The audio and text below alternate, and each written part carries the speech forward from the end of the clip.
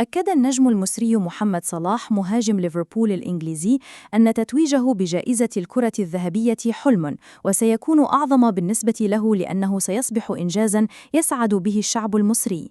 وفي تصريحات أدلى بها لمجلة فرانس فوتبول، قال صلاح: أريد الفوز بجائزة الكرة الذهبية من أجل جمهوري من شعب مصر، هذا الحلم لا يغادر ذهني منذ سنوات. وأوضح صلاح أن فكرة التتويج بالجائزة لم تكن حاضرة في طفولته. عندما تلعب في شوارع مصر لا ترى نفسك رافعا الكرة الذهبية. بدأت التفكير في الأمر عندما قال لي وكيلي أنني قادر على الفوز بها.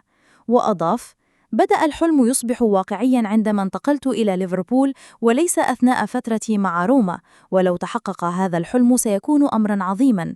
وتابع النجم المصري: حتى ولو لم أفز بالجائزة فأنا فخور بمسيرتي، لكن لا زالت لدي صورة ذهنية واضحة أن أحقق هذه الجائزة لأجل المصريين. ويعد محمد صلاح أحد أقوى المرشحين لحصد الكرة الذهبية هذا العام بعد موسم استثنائي قدمه مع ليفربول، ساهم خلاله في التتويج بلقب الدوري الإنجليزي الممتاز، وتوج بجائزة الحذاء الذهبي بتسجيله 29 هدفاً إلى جانب صناعته 18 هدفاً في البريمير ليج و34 هدفاً و23 تمريرة حاسمة في جميع المسابقات.